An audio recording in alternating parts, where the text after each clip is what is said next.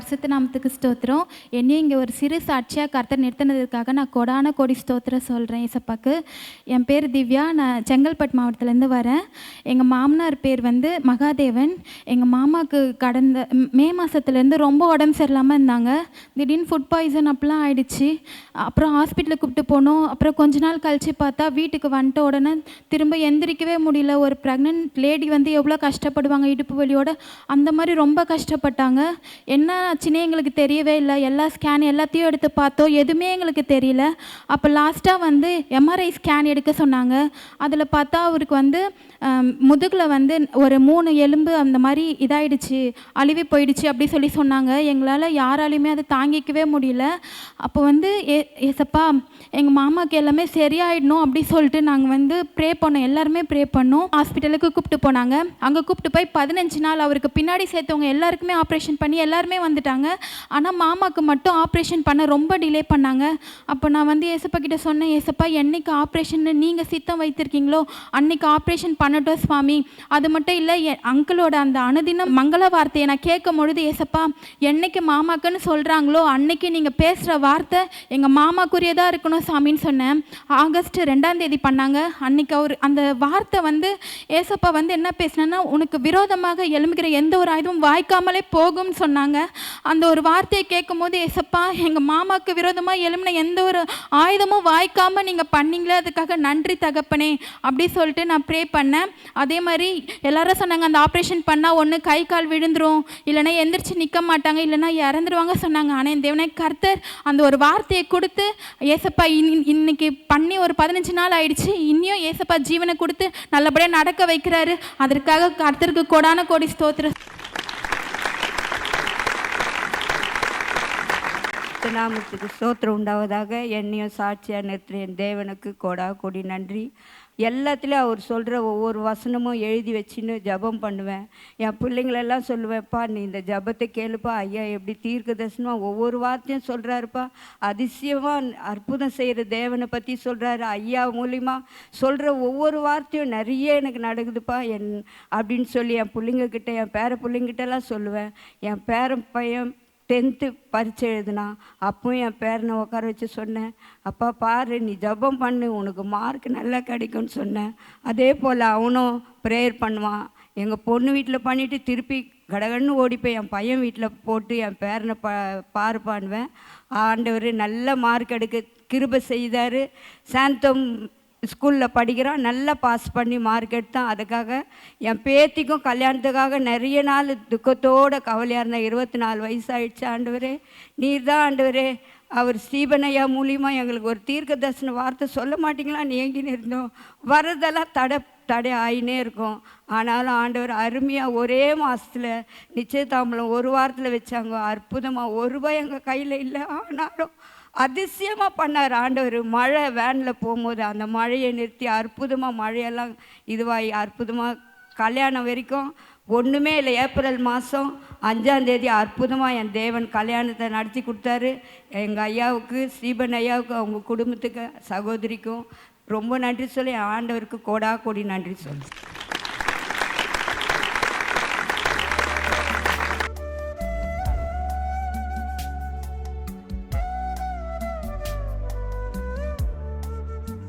கிறிஸ்துவுக்குள் மிகவும் பிரியமான எனதருமை சகோதர சகோதரிகளை, நம்மை சிருஷ்டித்தவரும் நம்மை உண்டாக்கினவரும் நம்மை ஒருபோதும் மறந்து போகாதவருமாகிய இயேசு கிறிஸ்துவின் வினையேற்ற நாமத்தினாலே உங்கள் எல்லாரையும் வாழ்த்தி ஆசீர்வதிக்கிறேன். அல்லேலூயா. எல்லாரும் சந்தோஷமாக இருக்கீங்களா? இந்த நாளிலும் ஆண்டவருடைய பாதப்படியில் அமர்ந்து, ஆண்டவரே என் பிள்ளைகளுக்கு என்ன வார்த்தை சொல்லி பிள்ளைகளை ஆசீர்வதிக்க விரும்புகிறேன், என்ன வார்த்தை பரலோகத்தின் மங்கள வார்த்தையாக இருக்கிறது. தேவ சமூகத்திலே ஜெபத்திலே தரித்திருந்த பொழுது கர்த்தருடைய ஆவியானவர் நம்மை ஆசீர்வதிக்கும்படி கொடுத்த மங்கள வார்த்தை சங்கீதங்களின் புஸ்தகம் 33ஆம் அதிகாரம் 9வது வசனம். வாசிப்போமா? அவர் சொல்ல ஆகும், அவர் கட்டளையிட நிற்கும், அவர் கட்டளையிட நிற்கும். என் அன்பு சகோதரனே சகோதரியே, இயேசு கிறிஸ்து இந்த பூமியில் வாழ்ந்த நாட்களில் ஒரு பெரிய மிலிட்ரி கமாண்டர். அவன் கிறிஸ்தவர்களுக்கு நிறைய உதவி செய்யக்கூடியவன். ஆண்டவருடைய பிள்ளைகளுக்காக ஒரு சர்ச்சையை கட்டி கொடுத்துருக்கிறான். ஆனால் அவன் ஒரு கிறிஸ்தவன் அல்ல, ஒரு பெரிய அதிகாரி. ஒரு மிலிட்ரி கமாண்டர் கிறிஸ்தவர்களுக்காக தேவாலயத்தை கட்டி கொடுத்துருக்கிறான். அப்படிப்பட்ட ஒரு கமாண்டருடைய வீட்டில் அவன் மிகவும் நேசிக்கிற ஒரு வேலைக்காரன் வியாதிப்பட்டு மரண அவஸ்தையில் கிடந்தானான். அப்போ உடனே ஆண்டவர் இயேசு கிறிஸ்துக்கு நெருக்கமான ஒரு சிலரை கூப்பிட்டு, உங்கள் இயேசுநாதர்கிட்ட சொல்லி என்னுடைய வேலைக்காரனுக்கு ஏதாவது ஒரு சுகம் கிடைக்கிறதுக்கு வழி பண்ணுங்கப்பா அப்படின்னு சொல்லி அனுப்புகிறான். ஏன்னா அவங்களுக்கு நெருக்கமாக இருக்கிறான். அப்போ இவங்க இயேசு கிறிஸ்துவிட்ட சொல்கிறாங்க, இயேசுவே, நம்முடைய கிறிஸ்தவர்களுக்காக இவன் ஒரு தேவாலயத்தை கட்டி கொடுத்துருக்கிறான், ரொம்ப நல்லவன், அவன் ஒரு கிறிஸ்தவன் இல்லைன்னாலும் நமக்கு ரொம்ப சப்போர்ட்டாக இருக்கக்கூடிய ஒரு பெரிய மிலிட்ரி ஆஃபீஸர் அவருக்கு ஒரு வேலைக்காரன் இருக்கிறான், ரொம்ப நேசிக்கிற ஒரு வேலைக்காரன், அவன் வியாதிப்பட்டு மரண அவஸ்தைப்பட்டு இருக்கிறான், இப்போவோ எப்போன்னு இழுத்துட்டு இருக்கு. நம்ம பாஷையில் சொன்னால் இப்போவோ எப்போவோன்னு இழுத்துட்டு கிடக்கு. இந்த சூழ்நிலை நீங்கள் ஏதாவது செய்யணும்னு அவர் ஆசைப்படுறாரு அந்த அதிகாரி என்று சொன்ன பொழுது ஆண்டவர் சொன்னார், சரி பரவாயில்ல கிளம்புவோம் போவேன்னு சொல்லிட்டு ஆண்டவர் கிளம்புறார். சீடர்களையும் கூட்டுட்டு சரி அந்த மிலிட்ரி ஆஃபீஸருடைய வீட்டிற்கு கிளம்பி போகிறார். பாதி வழி போனது தான் உண்டு. அந்த மிலிட்ரி அதிகாரிக்கு செய்தி கிடச்சிருச்சு, இயேசுநாதர் தன்னுடைய சீடர்களோடு சேர்ந்து வீட்டுக்கு வந்துட்டு இருக்காரு. அப்போ அவன் யோசிக்கிறான், நான் வேணா ஊருக்கு பெரிய அதிகாரியாக இருக்கலாம், ஆனால் இவ்வளவு பரிசுத்தமான தெய்வம் இயேசு கிறிஸ்து என் வீட்டிற்குள்ளே வருவதற்கு எனக்கு தகுதி இல்லை என்று சொல்லுகிறான். ஒரு பெரிய அதிகாரி சொல்லுகிறான், இவ்வளவு பெரிய நல்ல ஆண்டவராகிய இயேசு கிறிஸ்து என் வீட்டுக்கு வருவதற்கு நான் அர்ஹதை அற்றவன். அதனால் அங்கேருந்து அடுத்து ஒரு வேலைக்காரனை சொல்லி அனுப்புகிறான். இயேசுவாமி வழியில் வந்துட்டு இருக்கிறாரு, நீ அவரை வழியில் சந்தித்து, நீங்கள் என் வீட்டுக்கு வர்ற அளவுக்கு நான் ஒரு பெரிய மனுஷன் இல்லை, எனக்கு எந்த தகுதியும் இல்லை, அதனால் நீங்கள் இருக்கிற இடத்திலிருந்து ஒரு வார்த்தை சொன்னால் போதும், என்னுடைய வேலைக்காரன் சுகமாவான். ஒரு கிறிஸ்தவன் அல்லாத ஒரு பெரிய அதிகாரி இயேசு கிறிஸ்துவின் மேல, அவருடைய வார்த்தையின் மேல எவ்வளவு நம்பிக்கை வைத்திருக்கிறான். அவர் சொல்ல ஆகும், கட்டளையிட நிற்கும் என்று அவன் அறிந்திருந்தான். ஆனால் தான் சொல்லி அனுப்புகிறான், அவர் வர்றதுக்கு எங்கள் வீட்டில் தகுதி இல்லாத ஒரு மனுஷன்தான் நான், எனக்கு பெரிய அதிகாரியாக இருந்தாலும் அவர் வர்ற அளவுக்கு நான் ஒன்றும் பெரிய மனுஷன் இல்லை, அதனால் ஒரு வார்த்தை மட்டும் சொன்னால் போதுன்னு சொல்லி அனுப்புகிறான். அதே போல் இயேசுவாமி வழியில் வந்து கொண்டு இருக்கும் பொழுது அந்த வீட்டு வேலைக்காரன் சொல்கிறான், எங்கள் எஜமான் இப்படி சொல்கிறார் அப்படின்னு. உடனே இயேசுவாமி அவனுடைய விசுவாசத்தை கண்டு, இயேசுவாமியுடைய வார்த்தையின் மேலே அவனுடைய விசுவாசம் அவ்வளவு பெரிதாக இருந்தது. அவர் ஒரு வார்த்தை சொன்னால் போதும் அது நடக்கும், கட்டளையிட நிற்கும். இந்த வார்த்தையை கண்டு ஆச்சரியப்பட்டு, அவனுடைய விசுவாசத்தை கண்டு ஆச்சரியப்பட்டு, இயேசுவாமி வந்தாதான் நடக்கும் இல்லை, அவருடைய வார்த்தை வந்தாலே அற்புதம் நடக்கும். ஹல்லேலூயா. அப்பதான் இயேசுவாமி சொல்றாரு, இஸ்ரவேலிலே கூட இப்படி ஒரு விசுவாசத்தை நான் பார்க்கவில்லை. அப்படின்னா என்ன அர்த்தம் தெரியுமா? நம்ம ஆளுங்கிட்ட கூட இந்த விசுவாசம் இல்லை. நம்ம ஆளுங்க என்ன சொல்லுவாங்க, ஆண்டவரை நீங்கள் வந்தால் தான் ஆகும். அப்படின்னா என்னென்னா, ஆண்டவருடைய வார்த்தை மேலே அவங்களுக்கு நம்பிக்கை இல்லை. ஆண்டவர் வந்தால் தான் இது நடக்கும், இது நடக்கும், அது நடக்கும். அவர் சொல்கிற ஒரு வார்த்தை சொன்னால் போதும், அவருடைய வார்த்தை மேலே எவ்வளோ பவர் இருக்கிறது எனக்கு தெரியும். ஆண்டவர் சொன்னார், இஸ்ரவேலிலே இந்த விசுவாசத்தை காணவில்லைன்னு சொல்லிட்டு திரும்பி போயிட்டார். இவங்க போய் பார்க்கும் பொழுது எந்த நிமிஷத்தில் இயேசுவாமி அந்த வார்த்தையை சொன்னாரோ அந்த நிமிஷத்தில் அவன் பரிபூரண சுகமடைந்திருந்தான். ஹல்லேலூயா.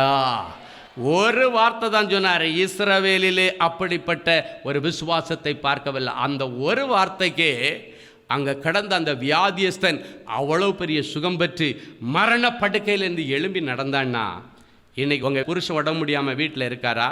இல்லைன்னா நம்முடைய பிள்ளைகள் சரீர பலவீனத்தோடு இருக்கிறார்களா?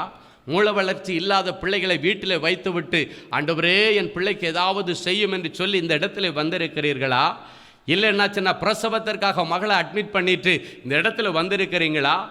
யாருக்கு இந்த இடத்திலிருந்து வல்லமை புறப்பட்டு போக வேண்டும் என்று நினைக்கிறீர்களோ ஒரு வார்த்தை மட்டும் நீங்கள் சொல்லுங்க, இயேசுவின் நாமத்தினாலே தேவதூதர்கள் இங்கிருந்து அற்புதத்தை சுமந்து கொண்டு போவார்கள்.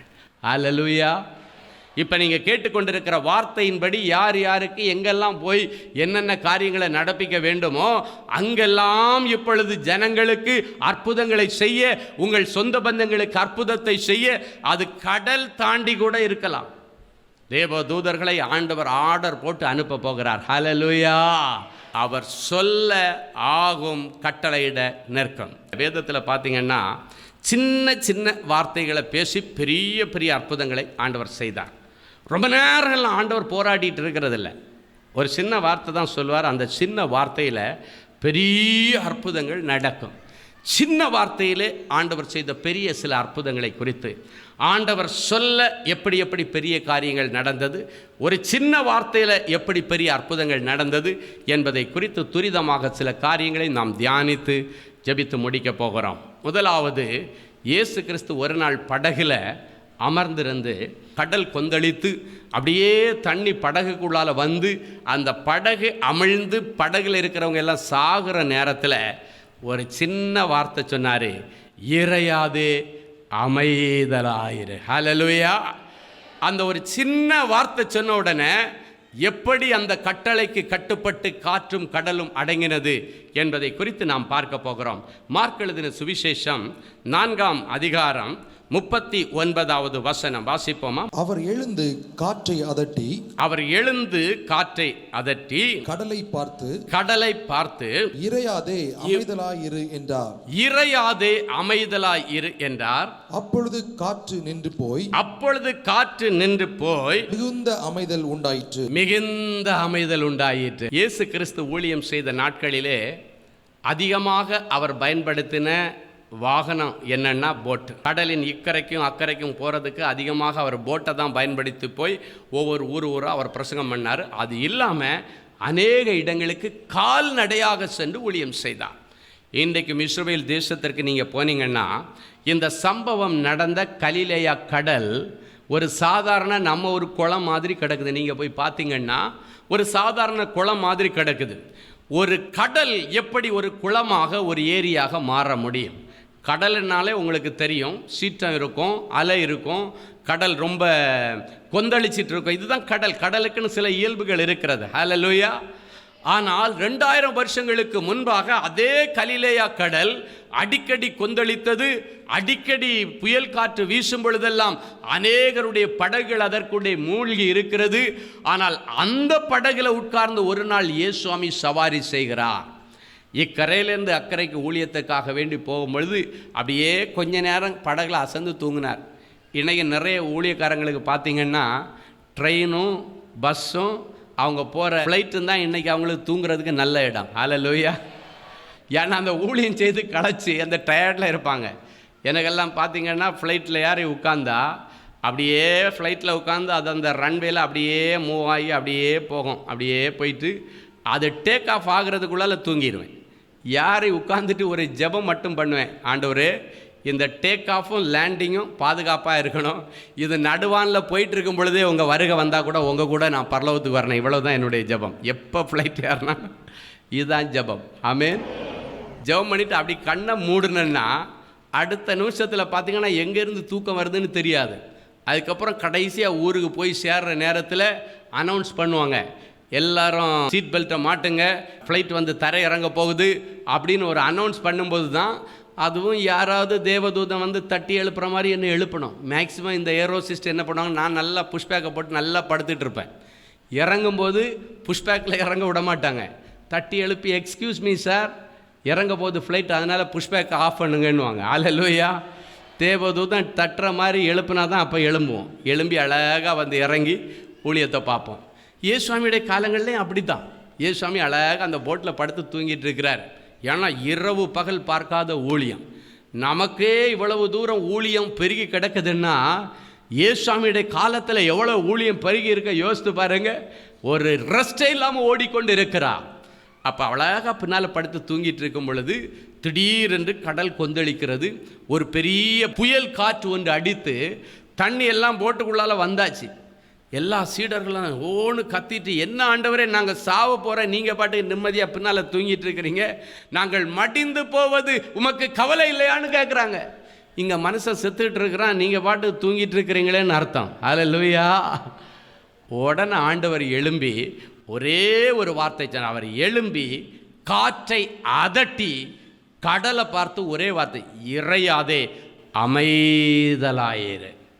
2000 வருஷங்களுக்கு முன்பாக சொன்ன அந்த வார்த்தைக்கு கட்டுப்பட்டு இன்னைக்கு நீங்கள் இஸ்ரேலுக்கு வந்து பார்த்து பாருங்க, அப்படியே கடல் நிசப்தமாக ஒரு ஏரி மாதிரி கிடக்கும். காரணம் என்ன தெரியுமா?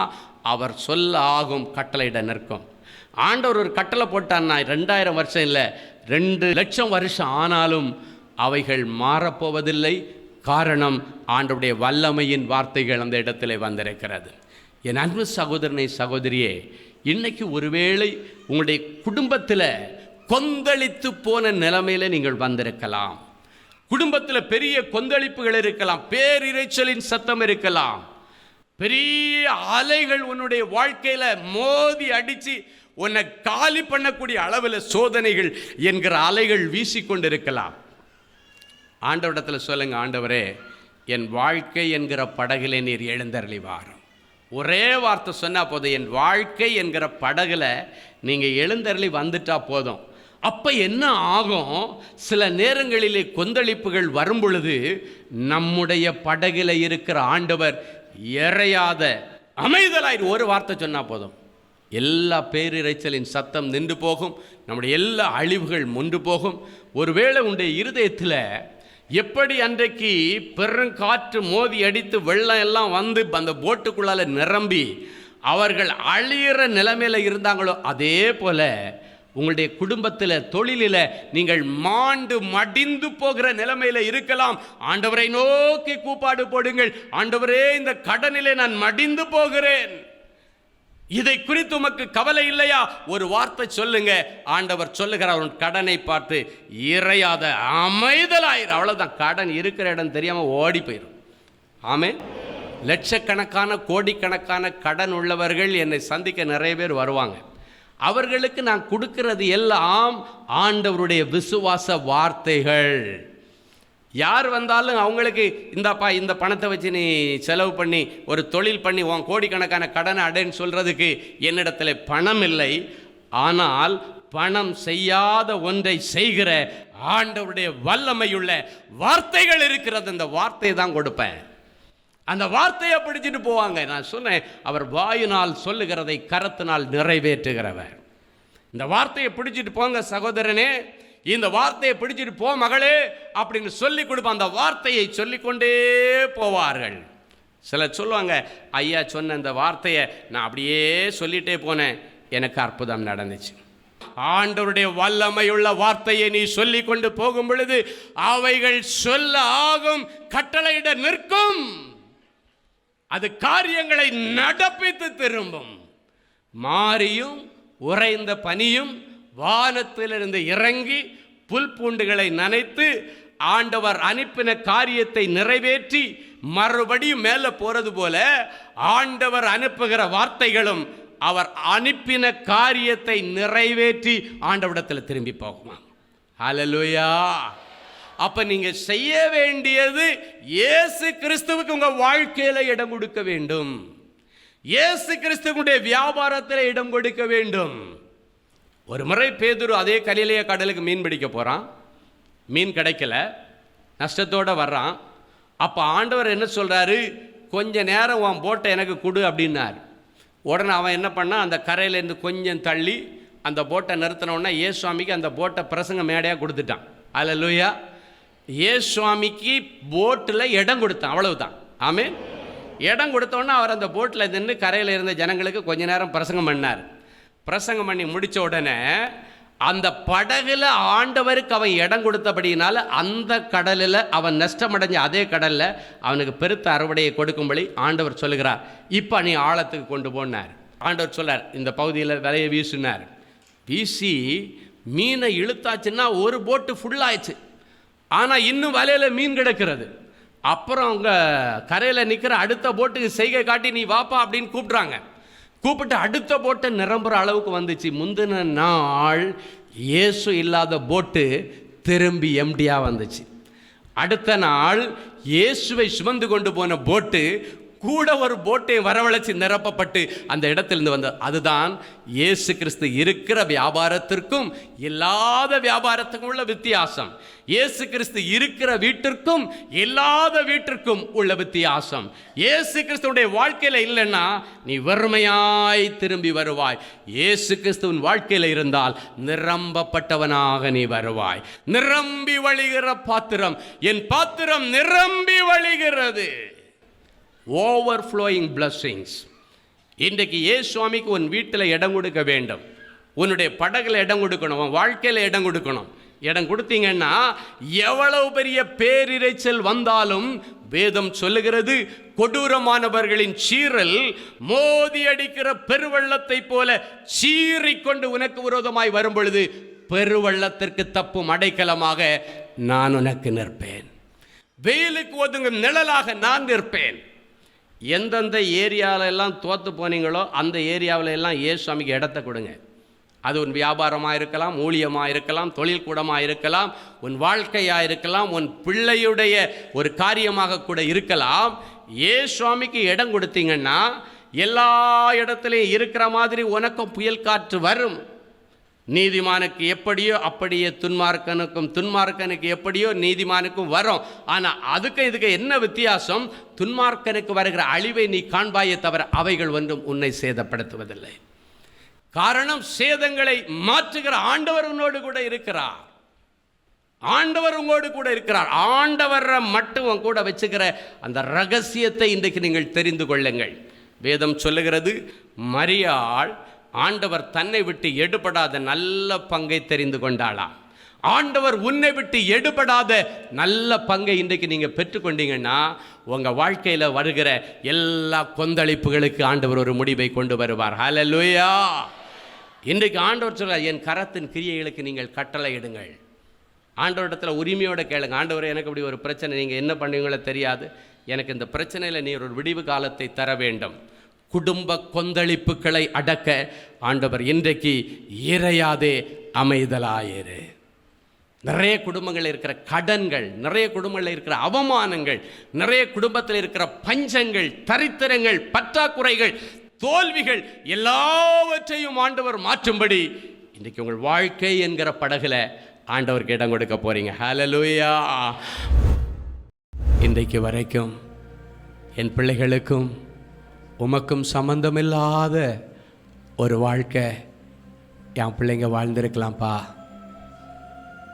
நீர் தங்குகிற ஆலயமாகிய என் பிள்ளைகளுடைய சரீரம் எவ்வளவு நாளும் அசுத்தாவிகள் தங்குகிற ஒரு இடமாக இருந்திருக்கலாம்ப்பா.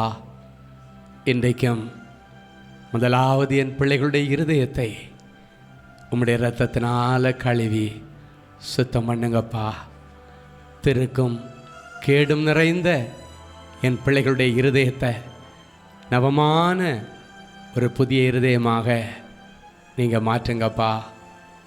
கல்லான இருதயம் கொண்ட என் பிள்ளைகளுடைய இருதயம் சதையான ஒரு புதிய இருதயமாக மாறட்டாம்ப்பா. முதலாவது என் பிள்ளைகளுடைய இருதயமாகிய சிங்காசனத்தில் நீங்கள் வந்து உட்காருங்கப்பா. இதுவரைக்கும் இந்த சின்ன இருதயத்தில் பெரிய பாவங்கள், பெரிய அக்கிரமங்கள் இருந்து உங்களை இருதயத்தை என் பிள்ளைங்க துக்கப்படுத்தியிருக்கலாம்ப்பா. ஆனால் இன்றைக்கும் என் இருதயத்தில் உங்களுக்கு இடம் உண்டுன்னு சொன்ன என் பிள்ளைகளுடைய எல்லா அக்கிரமங்களை மன்னித்து என் பிள்ளைகளுடைய இருதயமாகிய சிங்காசனத்தில் நீ எழுந்தருளி வந்திருக்கிறபடியினால் உமக்கு நன்றி. சகேயு இயேசுவை தன் வீட்டிற்கு அழைத்து கொண்டு போனான். அந்த வீடு முழுவதும் ரட்சிப்புக்குள்ளே நடத்தப்பட்டது. இன்றைக்கும் எந்தெந்த பிள்ளைகள் உம்மை சுமந்து கொண்டு போகிறார்களோ அவர்கள் வீட்டிலே ரட்சிக்கப்படாத பிள்ளைகள், ரட்சிக்கப்படாத புருஷன், ரட்சிக்கப்படாத மருமகன், ரட்சிக்கப்படாத மருமகள் இனி ரட்சிக்கப்படும்படியாய் நாங்கள் செபிக்கிறோம். இனிமேல் உம்மை விட்டு எடுபடாத நல்ல பங்கை என் பிள்ளைகள் காத்து கொள்ள என் பிள்ளைகளுக்கு நீர் அனுக்கிரகம் பண்ணும். இன்றைக்கும் நீர் சொன்னீர், நீர் சொல்ல ஆகும், கட்டளையிட நிற்கும் என்று சொன்னீரே.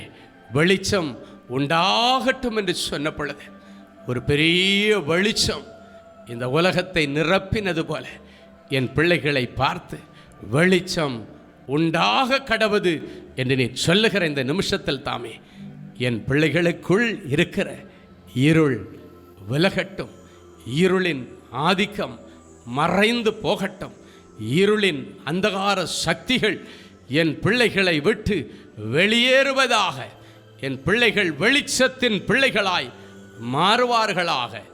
மாறுவார்களாக. நானே ஒளி என்று சொன்ன ஆண்டவரே, உம்முடைய வெளிச்சம் என் பிள்ளைகளுக்குள்ளால இப்பொழுது இறங்குவதாக. வேதத்தின் வெளிச்சத்திலே இனி ஜனங்கள் உம்மை தேடுவார்களாக. அந்த கிருபையை என் பிள்ளைகள் மேல் நான் வைத்து ஜெபிக்கிறேன். இருண்டு போன என் பிள்ளைகளுடைய எதிர்காலம் இனி பிரகாசமாய் மாறட்டும். பிதா, குமாரன், பரிசுத்தாவியின் பேராலே நிறைஞ்ச மனசுல பிள்ளைகளை ஆசீர்வதிக்கிறேன். அற்புதங்களை செய்யும் இயேசுவின் மூலம் பிதாவே, ஆமேன், ஆமேன். அன்பு தேவனுடைய பிள்ளைகளே, இந்நிகழ்ச்சியின் மூலம் நீங்கள் பெற்றுக்கொண்ட ஆசீர்வாதங்களையும் உங்கள் ஜெப விண்ணப்பங்களையும் அனுப்ப வேண்டிய முகவரி: தேவனின் அன்பு ஊழியங்கள், எண் 340B பார் 1A 3B1 Vinayak avenue, OMR road, Okkiyam, Thoraipakkam, Chennai 600097. இது இந்தியன் ஆயில் பெட்ரோல் பங்க் எதிரில் அமைந்துள்ளது மற்றும் காக்னிசன்ட் டெக்னாலஜி சொல்யூஷன்ஸ் அருகிலும் அமைந்துள்ளது. மின்னஞ்சல் prayer@godsloveministries.co.in. எங்களது இணையதளம் www.godsloveministries.co.in. மேலும் 24 மணி நேர ஜெப உதவிக்கு 04454547999 மற்றும் 9941950999 என்ற எண்களுக்கு தொடர்பு கொள்ளுங்கள். கர்த்தர் தாமே உங்களை ஆசீர்வதிப்பாராக.